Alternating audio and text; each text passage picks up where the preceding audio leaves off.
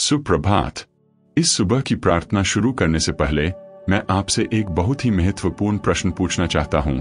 आपने कितनी बार खुद से पूछा है, भगवान मेरा क्या होगा? मेरे जीवन के लिए आपकी क्या योजना है? हो सकता है कि आप अभी अपने दिल में अनिश्चितता से भरे हुए हों, भविष्य की ओर देख रहे हों और सोच रहे हों कि अगला कदम क्या होगा।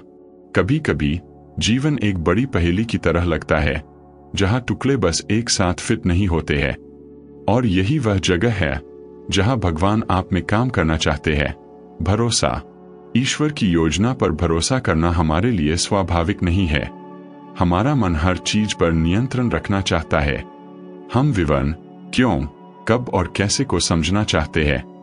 हम पहला कदम उठाने से पहले ही कहानी का अंत जानना चाहते हैं। लेकिन ईश्वर अपनी असीम बुद्धि में हमें विश्वास के रिश्ते के लिए बुलाता है।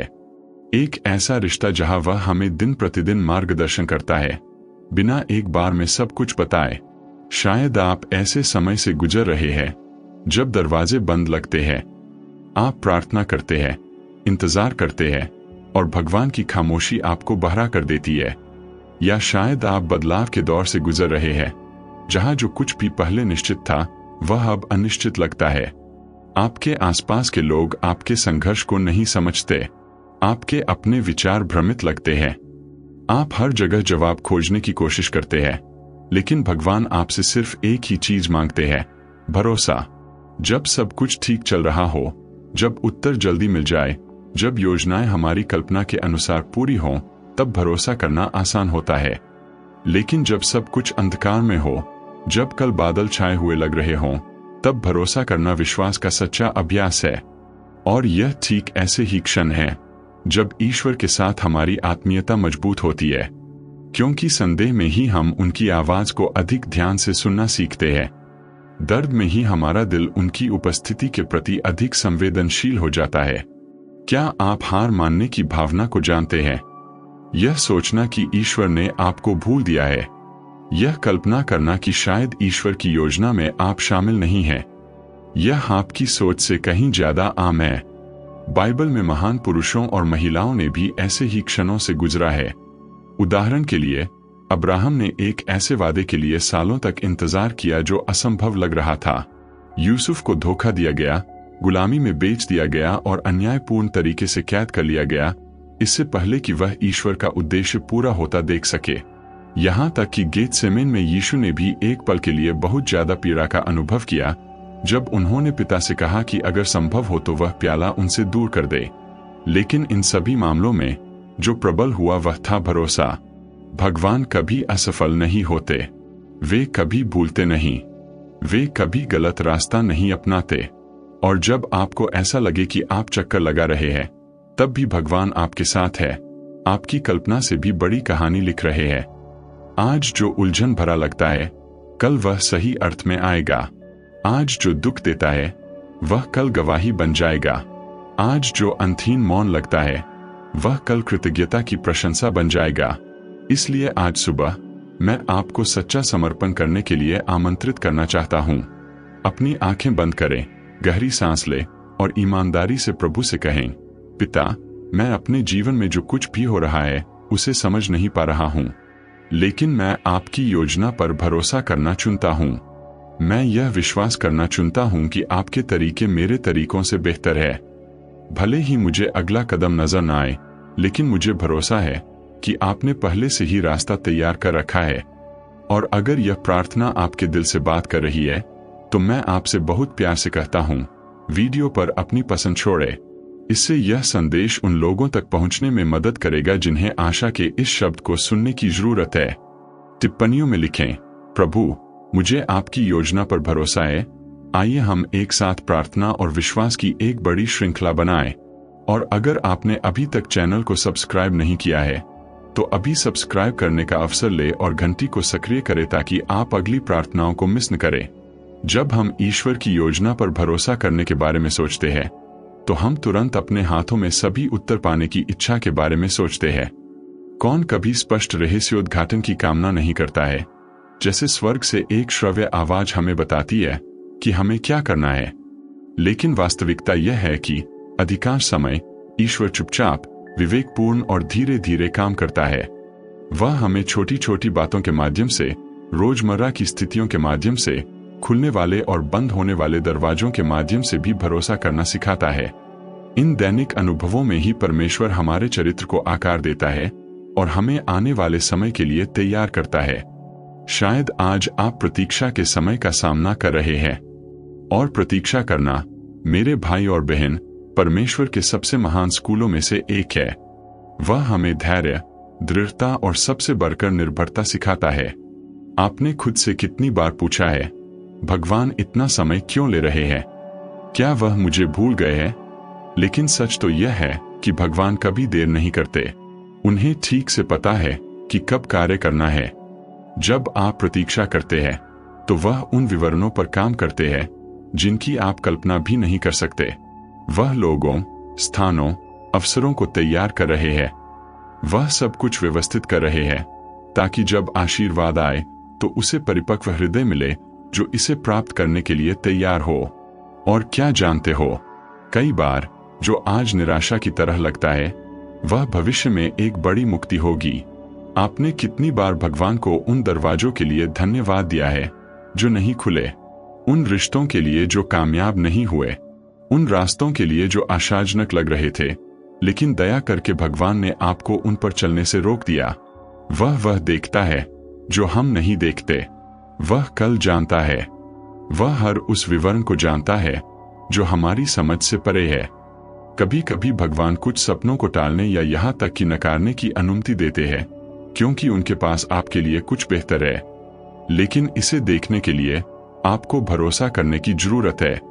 सच में भरोसा करें, अपने पूरे दिल से, बिना किसी शर्त के, बिना किसी चीज को अपने हिसाब से करने की कोशिश किए। और अगर आप अभी अनिश्चितता के दौर से गुजर रहे हैं तो मैं आपको बताना चाहता हूं, परमेश्वर आपके जीवन में पर्दे के पीछे काम कर रहा है। भले ही आपको इसका एहसास न हो, वह अदृश्य टुकड़ों को हिला रहा है, दृश्य तैयार कर रहा है, हर विवरण का ध्यान रख रहा है। आज जो उलझन भरा लगता है वह कल गवाही का कारण बनेगा। जो आज आपको रुलाता है वही कल आपको मुस्कुराएगा।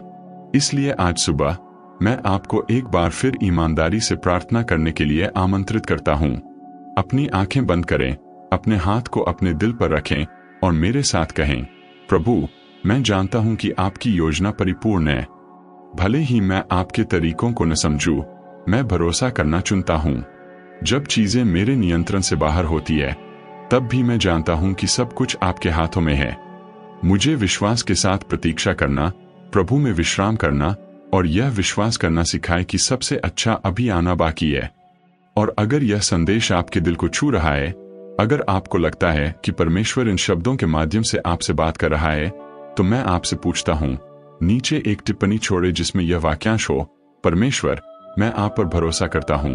बिना समझे भी इस तरह आप अपने विश्वास को सार्वजनिक रूप से घोषित करेंगे और आप अधिक लोगों तक पहुंचने में भी मदद करेंगे। और हां, अगर आपने अभी तक ऐसा नहीं किया है तो लाइक करें, इस प्रार्थना को किसी ऐसे व्यक्ति के साथ साझा करें जो संदेह या प्रतीक्षा के दौर से गुजर रहा है, और चैनल को सब्सक्राइब करें।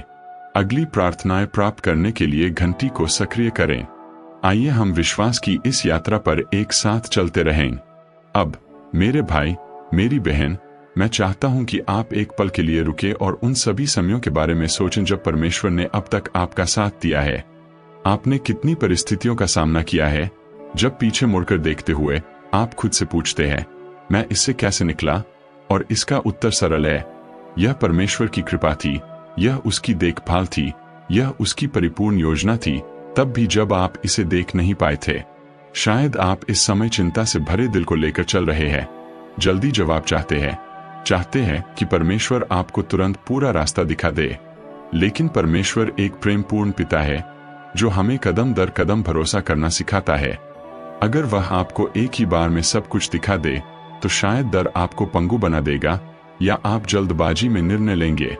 इसलिए वह आज के लिए पर्याप्त बताता है और वह कल को विश्वास के उपहार के रूप में रखता है जिसे केवल सही समय पर ही खोला जाएगा।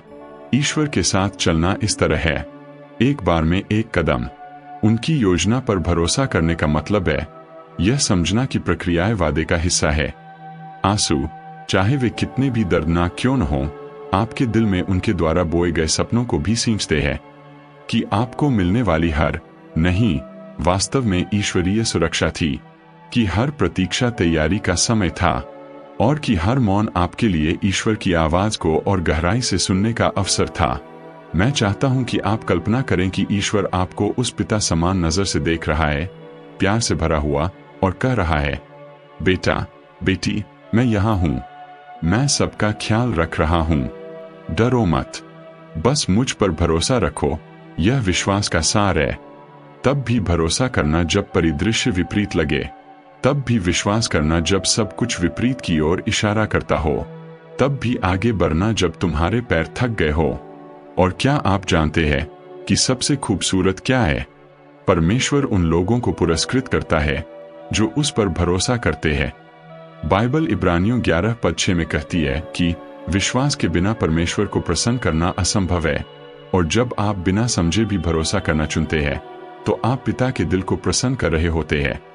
आप अपने कार्यों से कह रहे हैं, परमेश्वर, मुझे विश्वास है कि आपकी योजना मेरी योजना से बेहतर है, इसलिए हार मत मानो, प्रार्थना करना बंद मत करो, विश्वास करना बंद मत करो। भले ही आप इसे अभी न देख पा रहे हो, लेकिन परमेश्वर काम कर रहा है। वह ऐसे दरवाजे खोल रहा है जिसकी आपने कभी कल्पना भी नहीं की होगी। वह ऐसे लोगों, अवसरों और रास्तों को तैयार कर रहा है जो आपको आश्चर्यचकित कर देंगे। रोना रात भर चल सकता है, लेकिन सुबह खुशी आती है। तूफान लंबा लग सकता है, लेकिन सूरज फिर से चमकेगा। इस समय मैं आपके लिए एक आखिरी प्रार्थना करना चाहता हूं। अगर आप कर सके तो अपनी आंखें बंद करें और मेरे साथ प्रार्थना करें। हे प्रभु, मेरे परमेश्वर और मेरे पिता, आज सुबह मैं आप पर अपना भरोसा फिर से जगाना चाहता हूं। अनिश्चितता के बावजूद मैं यह विश्वास करना चाहता हूं कि आपकी योजना परिपूर्ण है। मेरी सारी चिंता, सारा डर और सारा संदेह दूर कर दीजिए। मुझे धैर्य और विश्वास के साथ प्रतीक्षा करना सिखाइए। मैं हर दिन इस निश्चय के साथ जीऊं कि मैं आपके हाथों में हूं। मेरी देखभाल करने, मुझसे प्यार करने और मेरे जीवन के लिए आशा से भरा भविष्य तैयार करने के लिए आपका धन्यवाद। यीशु के नाम में, आमीन। अगर यह प्रार्थना आपके दिल को छू गई है, तो मैं आपसे एक खास अनुरोध करना चाहता हूं। वीडियो पर लाइक करें ताकि यह संदेश उन लोगों तक पहुंचे जिन्हें इस वचन की जरूरत है। टिप्पणियों में लिखें, मुझे आपकी योजना पर भरोसा है, प्रभु। इस वीडियो को अपने किसी प्रियजन के साथ साझा करें जिसे आज यह प्रार्थना सुनने की जरूरत है। और अगर आपने अभी तक चैनल को सब्सक्राइब नहीं किया है, तो अभी सब्सक्राइब करें और अगली सभी प्रार्थनाएं प्राप्त करने के लिए घंटी को सक्रिय करें। भगवान आपको शक्तिशाली आशीर्वाद दे। और हमेशा याद रखें, भगवान की योजना पर भरोसा करना शांति और आशा के दिनों को जीने की कुंजी है। हमारी अगली प्रार्थना तक